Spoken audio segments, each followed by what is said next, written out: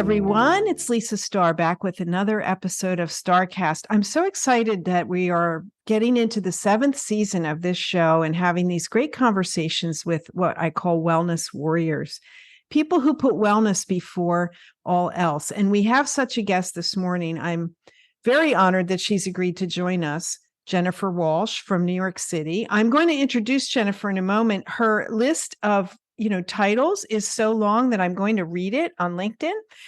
Biophilic business leader, author, speaker, beauty bar founder, we'll get into that, beauty retail pioneer, wellness walks creator, bridging the gap between beauty, nature, and the brain, and co-host of the Biophilic Solutions podcast. She has her own podcast. So Jennifer, joining us from New York City this morning, fresh back from the West, welcome and thanks for joining us. Thank you, Lisa. I'm so honored to be on your show. So thanks for having me. Well, it's our pleasure. I mean, you have such an encyclopedic knowledge and experience of wellness and beauty, and you've done it in such a unique way that I thought we should really talk to Jennifer. We can all get a little bit of inspiration.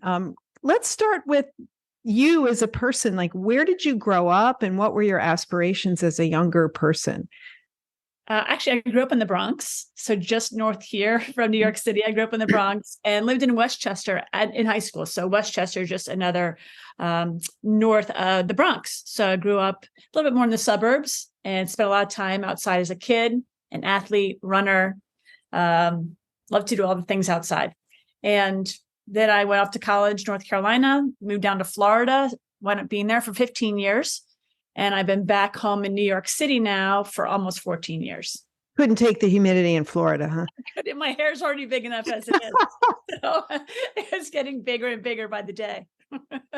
So what did you do for work like early on? Like if you were a 25-year-old Jennifer and I asked you what your career was going to be, what did you answer at that time? My answer would have been, I wish I knew, because by the time I was 25, I was actually working, I believe, at Merrill Lynch. So I had a few other jobs before that, worked in retail in my early 20s. And early 20s.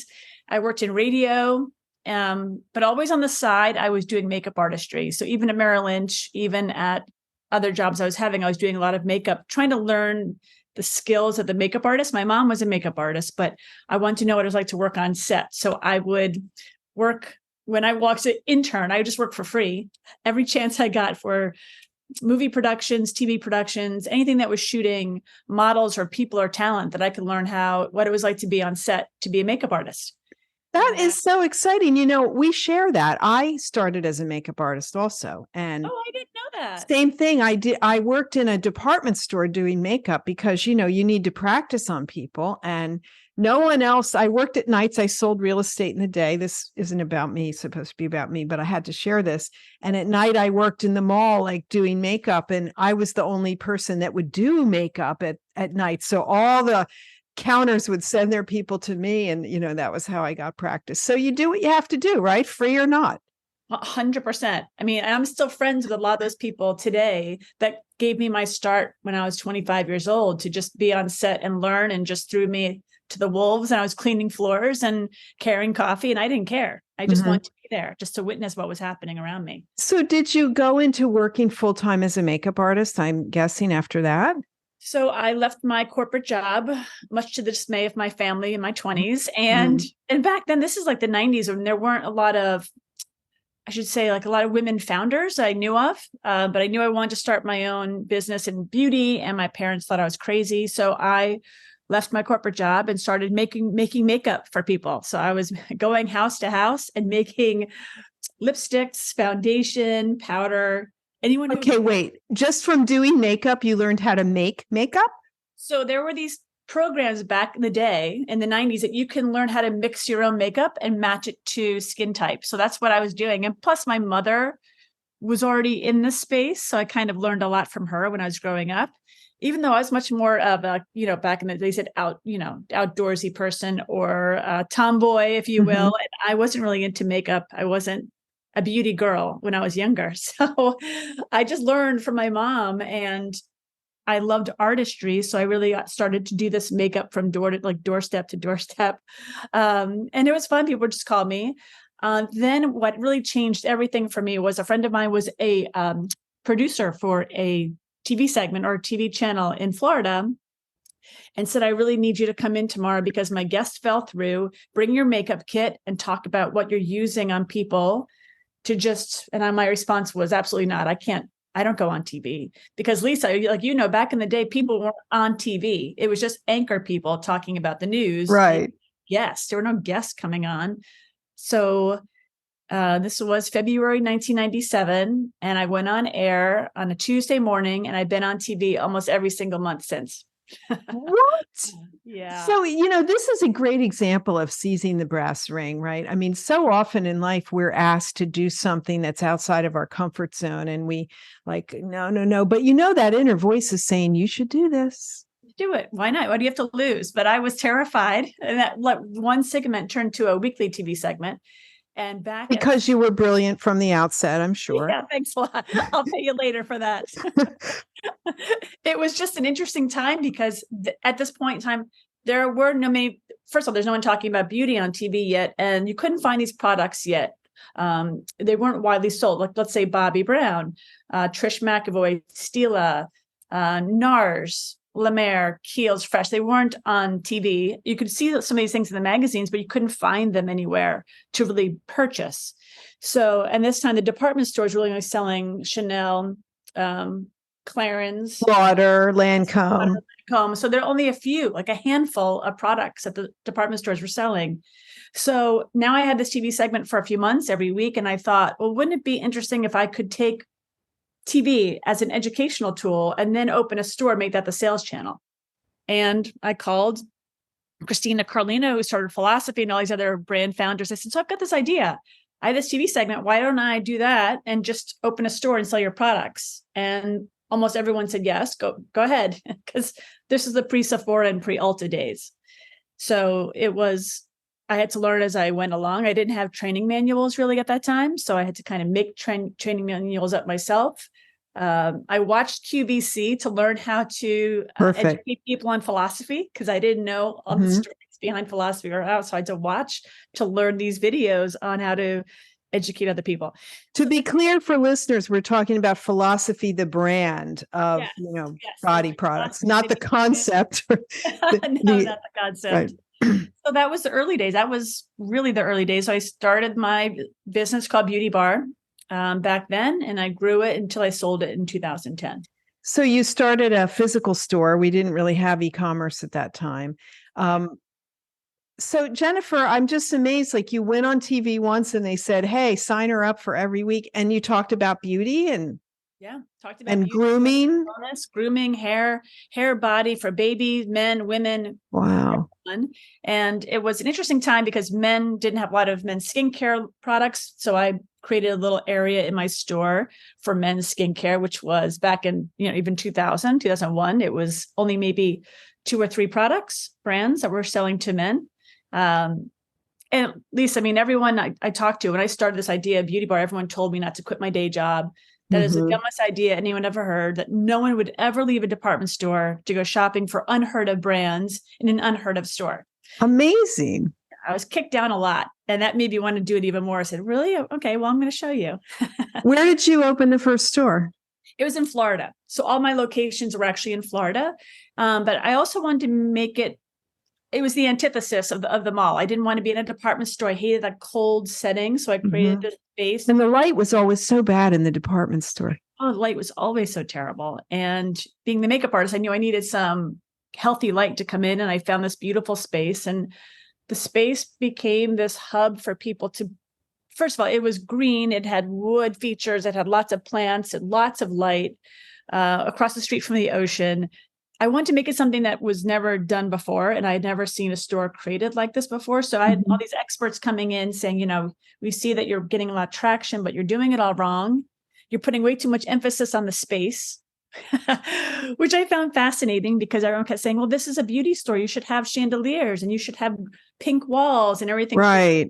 No, I want the store for everyone, from anyone and everyone who wants to come in and have, seat at the table just to enjoy and relax and be, and you don't have to shop every day, but just come in and visit. I want to create like a home. That's such a concept I was thinking about when Origins started opening their stores, and they sort of had that idea with the couch, right? Like a place where you could just come be. And that was also a new concept, but you predated that. I mean, did you get investors? Like, how did you manage to pull this together? I had $30,000 in savings from my time at Merrill Lynch that I had invested in mutual funds and such. So no, I had a very few dollars in the bank. And Lisa, I was pulling furniture out of my house to put as love it. units. So I was like, I got to save money and just use it to bring the products in.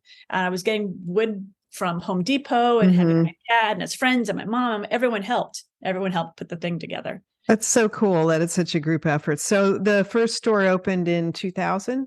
Yeah, around that time. And how many stores did you open subsequently? After that was 4. I That's opened one in a mall setting, and that was a big mistake for me. Lots of lessons learned as you open and close stores. And 2008 was a tough time, the stock market crash. And for sure. When you have retail, it's one store can be great, and the other one you're like robbing Peter to pay Paul. Sometimes it's retail, and if you're self-funded, it's challenging when you have a lot of employees, a lot of locations, a lot of inventory, 7,500 SKUs in each store. You've got to keep going and making sure that you're relevant and the stories you're telling are important. I always say I never sold a thing in my life. I just told stories all day. 7,500 SKUs is a lot, And what's also interesting that I think we need to note is your approach to the physical space, which you were told didn't really matter. And of course, now it's all about the physical space, right? Because products are so commoditized. And you had this idea about the outdoor elements, the natural elements that really hadn't been done. Was that just because you were, as you say, an outdoorsy girl? Lisa, I think it was a feeling, I just, I didn't know how to do retail. I didn't know anything about it. No one ever taught me. So here I am coming into my own space. I just knew the feeling I wanted to portray, and then things that made me feel good in my own home. Green, again, like lots of slate, lots of whatever I could afford at the time, really, to be honest. And then as the business grew, I was able to really build out spaces that I thought were just profoundly beautiful and that felt good. So, all these studies now are coming out about dwell time, that people spend longer time in these spaces when there's more natural light, which I noticed right away. People would hang out.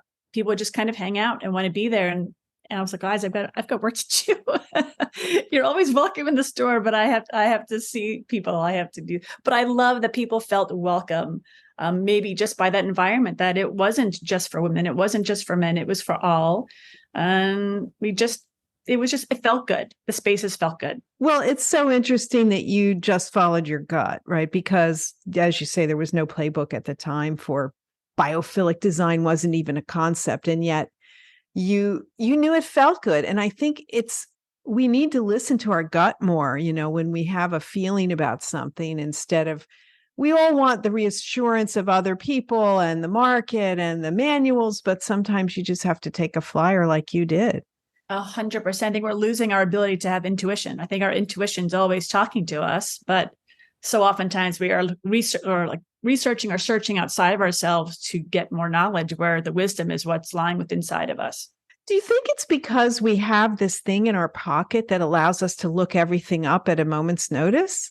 Oh yeah, 100%. I think not that we become lazy, but we don't have to seek wisdom anymore. We just want to seek knowledge and data versus the internal wisdom that we all have, but we push that off to something else or someone else or machines. Well, that's something we need to get more in tune with, and we'll loop back to that. So you were full-time, being on TV, running beauty bar, opening stores. This was your life. When did you decide to pivot away from that? Lots of things happened in 2008, 2009 financially. For many people. And to my business. And I had to sell the company due to some issues with my CFO, having to find out that bills weren't being paid. Oh, that's terrible. It was a really, really tumultuous time for me. So I sold the business in 2009 to a company called Quidsi. Quidsi owned diapers.com and started soap.com. and bought me out in 2010. And then that was flipped to Amazon later that year. Mm. So then I was a year-long contract with them. I then went overseas and worked for a company called Rituals. Oh, I know Rituals. I love their mascara. I love everything about them. They're a wonderful company, great group of people. So it's Spanish? They're Dutch. Dutch. Okay. Yeah, Dutch. Based out of Amsterdam, that's where their headquarters is. And I worked with them for a year to help build up their US infrastructure here. And then I started another company called Pride and Glory, which is a bath and body care line for the college market. And let's see, after that, I did a few more things. So I've been doing TV all along. I've been writing all along, but always trying to create new. I like to create. I always like to create new products. You're a serial creator. Yeah, I guess so. That's something I love. I always feel the best when I'm creating something new. And then you'll appreciate this, around 2016, I think that's when Facebook Live came out. Mm-hmm. And I've already been doing TV, and I really love interviewing people, and I want more time than I did get on TV. So I thought, well, it'd be fun to kind of use Facebook Live, interview my friends who are CEOs or innovators or creators and what they're doing, but while walking in Central Park, which is pretty much my backyard. It's like 3 or 4 blocks away. So why the walking in Central Park? Well, I wanted to talk about what it meant to be a healthy leader. And I always felt like being outside was a part of my own leadership style for my entire life. I'd always have my business a part of fun runs and group walks and outdoor activities and anything that we could possibly do outside. I always felt like that was a part of my life. So, and people know that I love to walk and run in Central Park. So I thought it would be fun to kind of hit home the message of what it means to be healthy while we're actually walking outside, because I think that's so healthy. So you had a film crew like walking with you? Yeah, walking backwards. Walking backwards in front of you, just like at the college tours.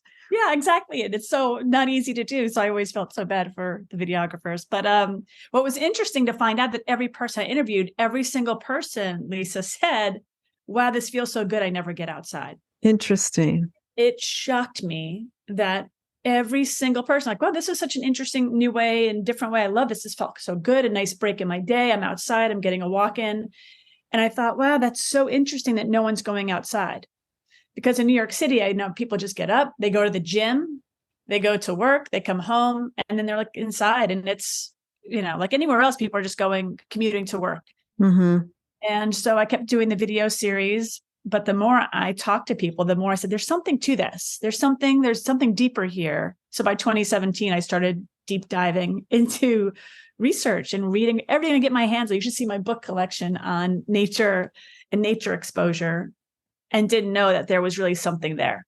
And that's when everything changed, and it changed the trajectory of my life, really. So you're reading these books made you say, wait, it's not the chats I'm having, it's the setting, right? I'm outside. And that's pushing buttons for people. Yes. I can make this into something. Yeah. And honestly, I didn't expect, I would just Walk with Walsh was just the video series. And then everyone started asking me more questions about beauty and nature exposure, and how are we feeling in these places and spaces that they're making us feel good, and why are they making us feel good? And it just kept growing and growing. And then I started leading wellness walks, because I started studying the work of forest bathing, but I didn't want to call them forest bathing. So I studied the work for Dr. Lee, who started the forest bathing, and so much research in Japan. And I just tried to follow the research and studies and notebooks upon notebooks of what I could find and write and read. And it was just fascinating to me. And I thought, we have to do more. We have to do more. I mean, I see it. I have a twin sister that's profoundly disabled. She's been living in a group home for my entire life. And I know what her life is like in this group home. And she relies completely on someone else taking her outside. The minute you take her outside, she comes to life, and she's so excited, and she squeals with enjoyment. And, she's just blissful when she goes outside. So I've seen that my entire life. And I know personally, and I know what it was like for my stores. And so it all these dots made sense to me. There's something to this. Well, good for you for educating yourself. I mean, because especially this is 15 years ago or 10 years ago when you started, creating this Walks with Walsh, that there was no degree you could have that would say, oh, you're an expert in this field, and And so you taught yourself the things you needed to know, and you followed your gut, and voila, you made a business out of something that I'm sure your parents and others would have said, what? That you're going to do what for a living? You're going to walk? Yeah, I know. It's been really fascinating because walking, I just now, like looking back, walking was just, I always call like Central Park is my largest living lab. Mm-hmm. So I get to really make that my classroom. And it's not just about walking, it's really about educating people on biophilia, what nature's doing. And again, like what you just said, it's one thing to say, yeah, this feels good. But for me, it was another thing to know the science and to have the research in my back pocket and to partner with the right people who also want to do bigger things in science. So working with Dr. Anjan Chatterjee at UPenn, the Center for Neuroaesthetics. There's a woman named Dr. Stephanie Peabody, who's based in Tampa, and she has something called the Brain Health Initiative, which is a living lab under Harvard and Mass General. So I get to work. What was her name again? Dr. Stephanie Peabody. Okay. She started something called the Brain Health Initiative, which is all about brain health and everything that we do to make our brains healthier. But she's out of Harvard and Mass General. Mm-hmm. So yeah, so it's one thing to say it's great, but I also want to have like great people around me that will continue to do the research and work that we need to do. And that would share with you. Yeah. I mean, let's face it, sometimes academics don't want to talk to people who aren't also academics. 100%. 100%. So it's taking me this long. I mean, I wanted to get people right out of the gate to work with me, but of course I was too green.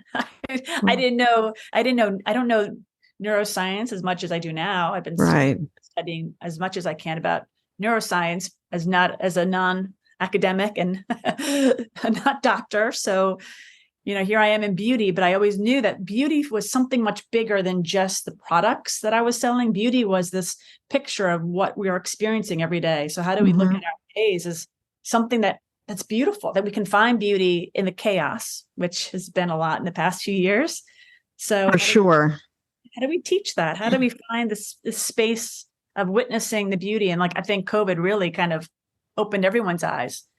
In so many ways, didn't it? I mean, it took a pandemic to make people realize things that on the spa and wellness side, we've been saying for years, oh, you need to take care of yourself, and how massage lowers your blood pressure, and, how you feel better when you take care of yourself. And we had clients that would come, for their hour a month, and that really switched with COVID. They come much more often. They're much more dedicated. People have learned that they're responsible for their self-care. It's not like take a pill or someone else does it for me. We have to do it. So true. Like COVID, in a weird way, gave us permission to slow down. COVID gave us permission to say, oh my gosh, I can't be good for other people if I'm not healthy in my own skin and my own body. And so how do I treat myself to make sure I am healthy in a world that's very stressful? It's very chaos driven. So how do I make sure I'm putting myself first? But yes, the spa industry and wellness industry have been doing this for so long. I mean, you think about all these beautiful spas you've worked with that are just so beautiful, that the sound really envelopes you, that the smell, everything is very tactile. Very sensory. Yeah. Except they're not outside unless you're in Southeast Asia. But That's true. But they brought most spas really do bring that biophilic principles indoors, which has been fantastic. Jennifer, when did that word start to become a word, like biophilic? I mean, I don't even think 10 years ago that was a word that we knew. No, I didn't know it. Even when I had Beauty Bar, I didn't have a word for the design. I didn't have a word to say, well, I don't want it pink, I want it biophilic. I didn't have that. So thankfully all this work and, Bill Browning and Terrapin Bright Green and Dr. Phil Tabb. And there's so many incredible people and Elizabeth Calabrese, so many wonderful people in the space that have really been putting the science behind what are we experiencing and why it's human nature to be this connection. So I think it has been the past 10 plus years. I mean, Steve Nygren at CeramB created his whole biophilic community, and that was 17 years ago. Another visionary. I love that place. It just feels great. It's incredible. When I went for the first time, it was just 4 or 5 years ago, and I couldn't believe it existed in America because it was so beautiful. But being at CeramB really opened my eyes in 2019 to the word biophilic. So I hadn't really thought about it or heard about it in that kind of way. I'm like, oh, so my whole life has been biophilic and I didn't know.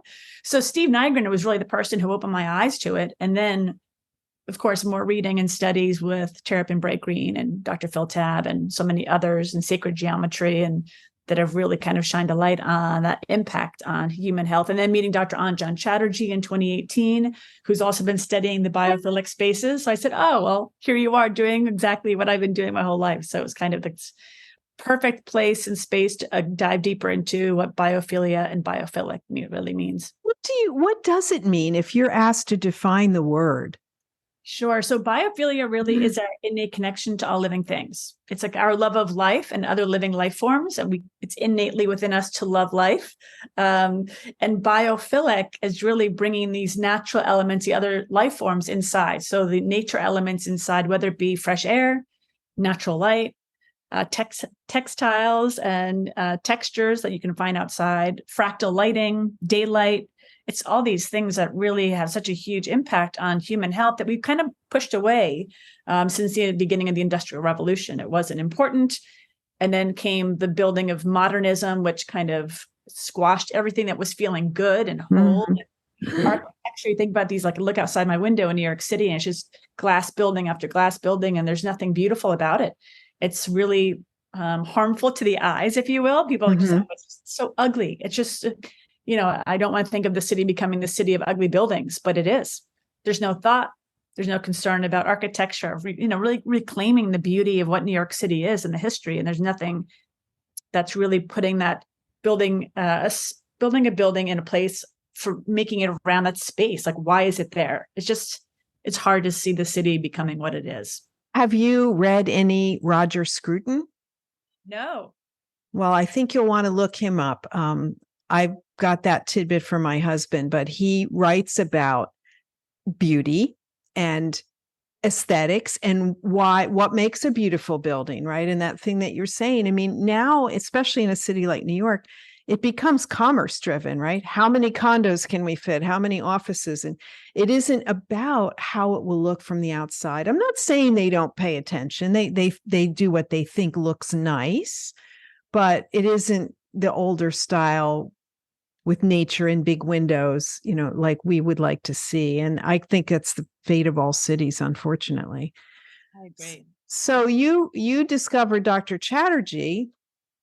I can't remember where I was first exposed to him. I think it was probably Global Wellness Summit, maybe in Florida. I don't remember when he first spoke, but I thought, wow, here's someone studying the science of our brain and something beautiful and mapping what happens when we look at beautiful things. Can you elaborate a little bit on the work you're doing with him or the help you're providing? We're going to start doing some research together, really understanding the neuroscience of nature and beauty. So doing a lot of different work that we can. I'll have more information down the road a little bit, but yeah, I'm very excited. I also met him at the Global Wellness Summit, and we sat next to each other on a panel. Beauty is wellness. And when he was talking, we're like, wow, we're talking about the same thing, but in different contexts. Someone who's building businesses around it and versus someone who's been studying it, like really academically studying in a scientific form. So it was really a very serendipitous moment for us to be sitting next to each other and saying, yes, this is exactly who I'd want to partner with in some way, but just taking this long because of we need to get more traction. I need more understanding. Again, I don't want to walk into something and not understand it and know it and have studied it as much as possible. Well, it must have been amazing to see that people were, writing about it and studying it in a scientific way, in an academic way. He's got a whole lab, for those who don't know, at the University of Pennsylvania with postdocs studying neuroaesthetics. He wrote a book called The Aesthetic Brain.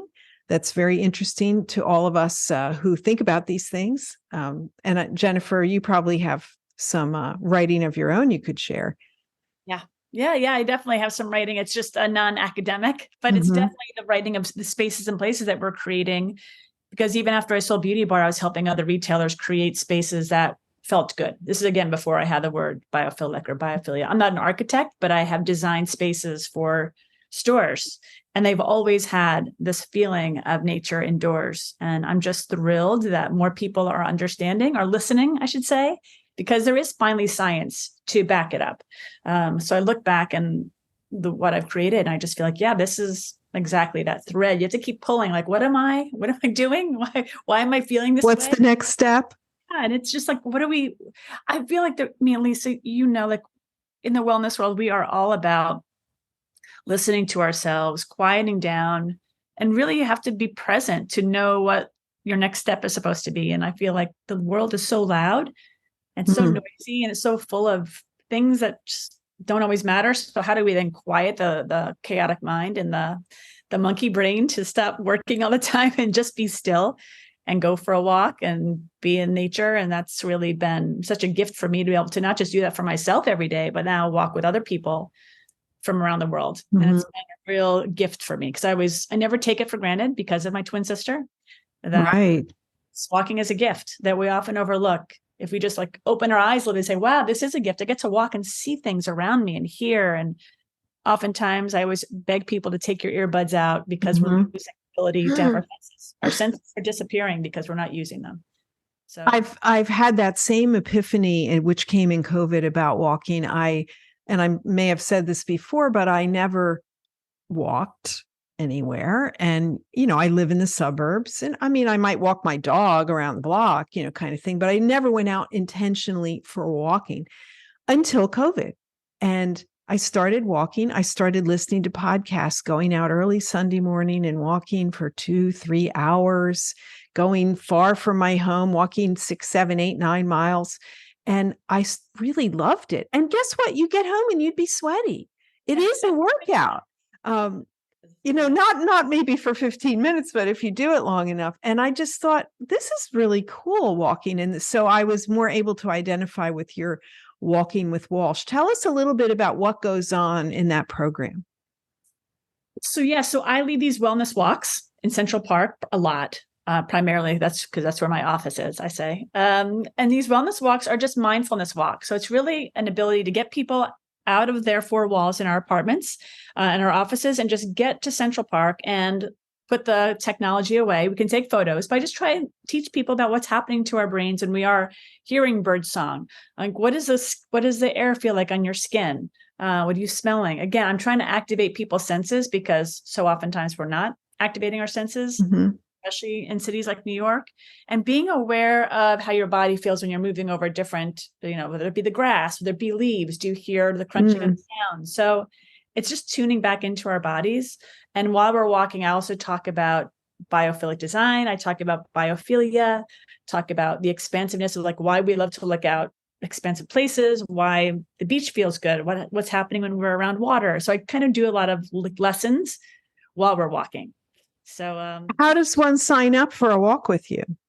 It's different depending on a company, whether it be, I do a lot of hotel groups, I do corporate clients, I do individuals, I do a lot of brand activations. So a lot of wellness brands, whether it be a shoe client or some kind of tech company, they want to do an activation outside. They usually call me. I just did something with a huge global group and we did 200. There are 200 people present for the party outside. Wow. Talked within like half-hour intervals with 200 people. So broke it up into like 30 to 40 people per walk.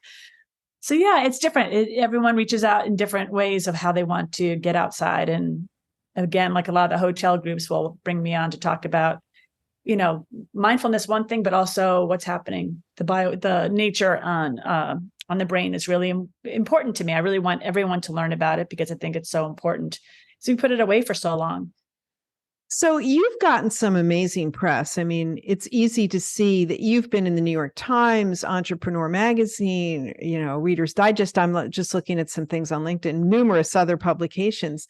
What do you think is the driving force behind that? What do they think that consumers want to hear from someone like you? That's a great question. I think, well, I'm just excited that people are interested. Sure. I think wellness is of course, we know because we're in the space, such a huge topic. So how do we think about, it doesn't have to cost a lot of money. I mean, I just think that's the one thing about wellness is I try and teach that you don't have to have a fortune it's not just for the 1%, right? Not just for the 1%. I mean, we can talk about like me living in a tent every summer. Like I live so minimally in my New York City apartment, of course, it's different, but I know how it's like to live very minimally. And well, I wanted to get into that. Tell us about the tent. Like, where did that come from? so we talk about living minimally. I live in a tent every summer and have for 34 years. It's a very large 20-foot by 20-foot tent, and the back of it is attached to a cabin, and the cabin has the kitchen, bathroom, and living room. This is a part of a community in Ocean Grove, New Jersey. So I'm one of 114 tents that have been there since the 1800s. So I like to call it the earliest wellness community ever created. No way. Because it's really based on faith. I'm not Methodist, but it's based on their faith community. So it is Methodist Church. Then there are 114 tents and cabins that were erected when they founded the town in 1869. It was founded on tents, and only 114 still exist. So we've had one. It's my parents' tent. We got 34 years ago, and I grew up being in this tent. Do all the tents have a kitchen and a bathroom attached?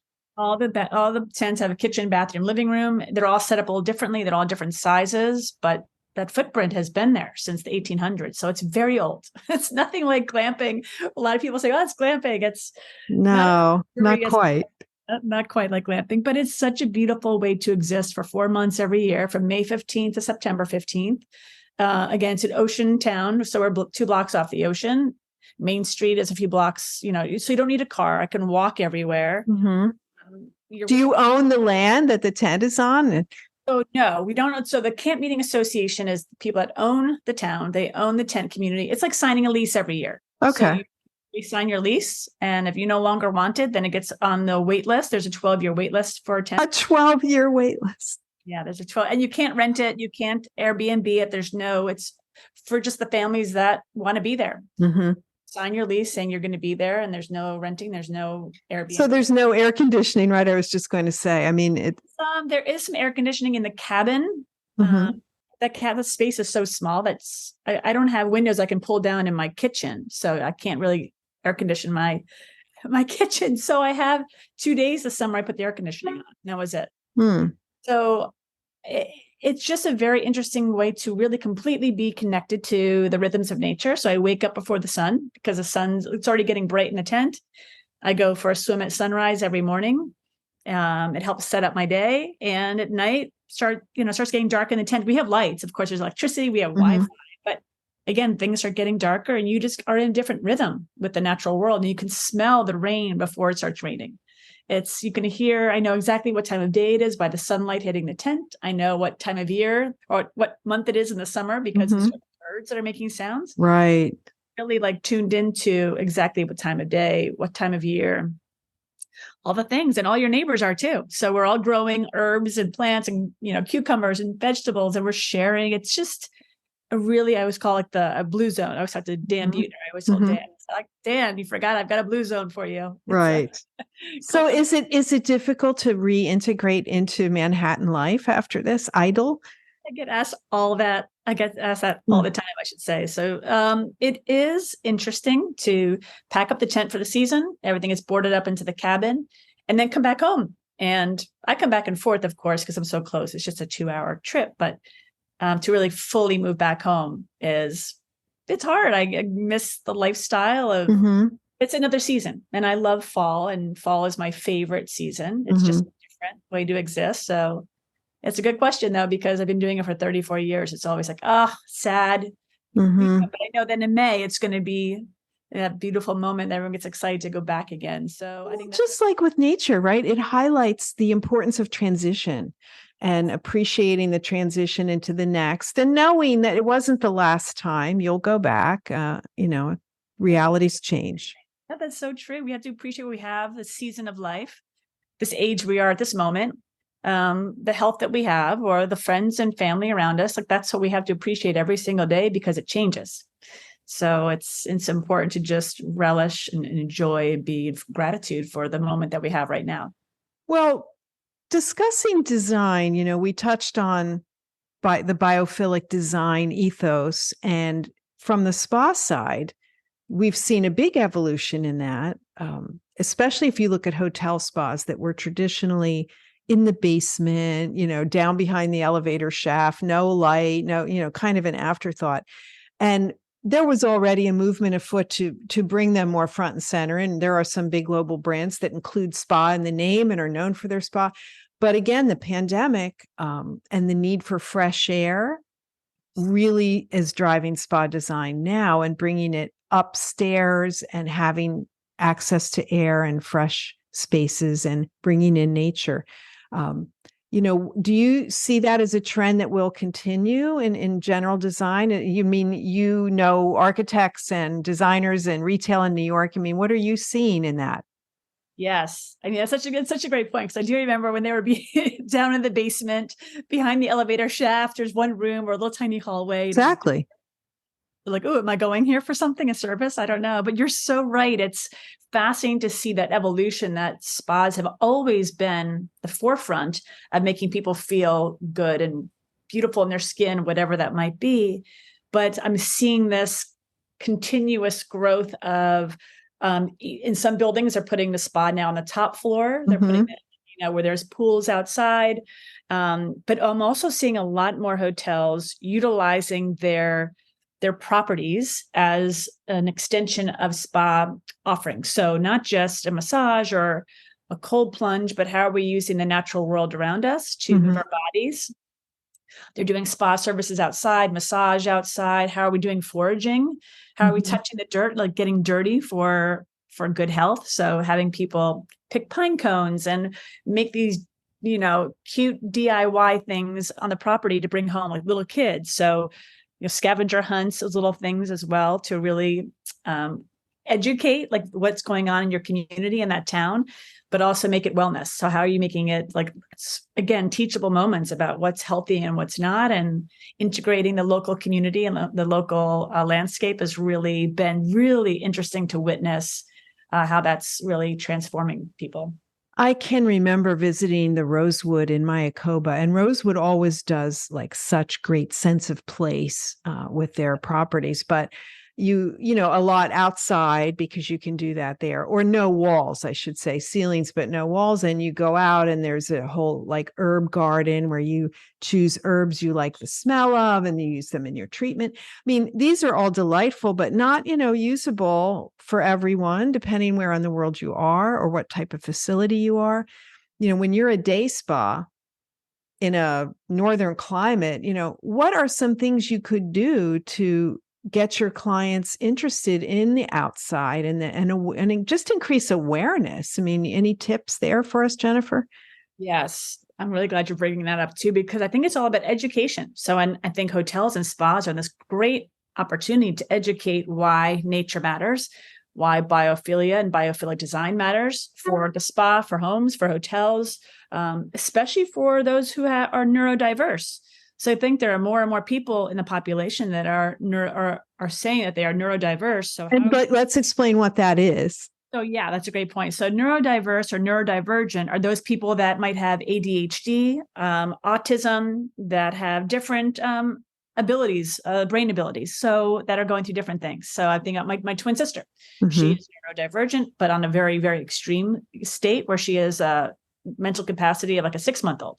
So she is neurodivergent, but that's a very extreme case. And there are people that go day to day who have regular lives, but also have ADHD and need different soundscapes. They need different scents that are not going to turn them off. You think about the sounds and sights in the mall that used to have like these thumping music coming from stores or certain mall stores, and the fragrance of some of the things. I'm not going to mention the name of some of the stores, but yes. Oh, it would just overpower you. So think about that as just someone who doesn't, I'm not neurodivergent, but think about like how that would affect my twin sister or someone else who would be, it's too noisy and they could go into a seizure. So you have to be really careful. So thinking about spas, creating spaces that are very comforting to all. I mean, I never think about a spa as loud music or very harsh ingredients. Right. And so spas have really been kind of catering to those who are neurodiverse for so long because it is so enveloping. Thinking about the sounds. So even if spas don't have a lot of space, just think about kind of natural sounds and how that impacts people. So even like writing it out of like, we're creating these spaces for you to enjoy because, nature sounds are going to relax your prefrontal cortex. You're going to feel more at ease. your heart rate can just be relaxed, your blood pressure, like all these like little biomarkers. So it's kind of a way of just educating what's happening to the human body when we are in these spaces of relaxation and calm, and how these colors and how these scents and how this rounded whatever structures can really be easy on the eyes, and therefore it makes us feel at ease as well. Mm-hmm. Do you know anything about the influence of music here, like how to incorporate that in a biophilic environment? Yeah, there's so much going into sound, which I'm really thrilled about, because even when I had Beauty Bar, I had someone who was an expert in music and brought music to my stores, but had different binaural beats that I didn't even know binaural beats back then. So he made CDs for me that were interesting music sounds from Europe you couldn't find in the US yet, that had other like natural sounds infused. I don't even know how he made it, but he was in the radio business for a long time, music business, and it's great sound. So that's why I think there's a lot more studies are going into the impact of these sounds, especially natural sounds. So when you hear, whether it be a river, a stream, I often just play fireplace on my YouTube, on my TV when I'm working from home, just because it's a crackle. Just relax us. Again, it's just this idea of hearing something like, oh, that I know that sound makes me feel relaxed, invited, and warm. Sometimes it's just awareness, right? I mean, if listening to us talk about this, anyone would probably say, oh, sure, I love that sound of the crackling fire. But at 10 a.m. on a Wednesday, you're not thinking, hey, I should turn that on my device and listen to that. We've got, our echoes, our phones, or any number of ways to bring that sound to where we're working, but we don't do it. Yeah, we don't. And so unfortunate. There's I'm thinking about these I had to look at, sorry, what this is called. Like there's all these like new things that will, this Morphe, this is like a Morphe device that will give you sounds of rainforest, kind of like a modern sound machine. So I could play ocean, whatever, all these things on this thing right next to my computer if I want to. I love that. So there are more devices that are offering this, which is great. But I think it's a matter, again, like how do we educate people on why this is important? Or even hearing bird song is very relaxing to us. We're not, like you just said, we're not thinking about it. We're not saying, oh, I really wish I had bird song in my apartment. Right. But when you have it, you like it. Yeah, it's so true. It's so true. So it's like little tiny things that we're not actively thinking about, but it's always in our subconscious of like, oh yeah, this is, or I like the sight of wood. Oh, wood, that looks pretty. I like that. It makes me feel warm and comforted. You think about, just like you just said, I was out west and thinking always like lodges and hotels that are just all about the space that they're in and really have the fireplace going. They have this beautiful, beautiful wood that's of that region. And it's just, it makes you feel very welcome because it's not from somewhere else. You're not, right. It's not a foreign place being plopped into a mountainside. It's really taking part of like what that community is all about. Well, that's the great opportunity of travel, right? Is to get into a space and just experience it at the ground level. It's not just going to the museums. I like when I'm in a foreign city or place to go to the drugstore, the food market, walk the streets, like see exactly what life is like. And some are more in nature and some are less, but that's how you get the essence of a place, right? Yes. So true. So true. So you've got a podcast as well. Could you tell us a little bit about how that started? It's called Biophilic Solutions, and I believe you have a co-host. Thank you so much for bringing that up. Yes, like you, I have a podcast and I love it. We started it during the pandemic. So we started it early 2021. Actually, it's because I was filming my Walk with Walsh video series, and we were about to do our next season in April 2020. So clearly that didn't happen. Right. And my producer at the time was a woman named Monica Olson, and she is based in Serenbe, which is outside of Atlanta.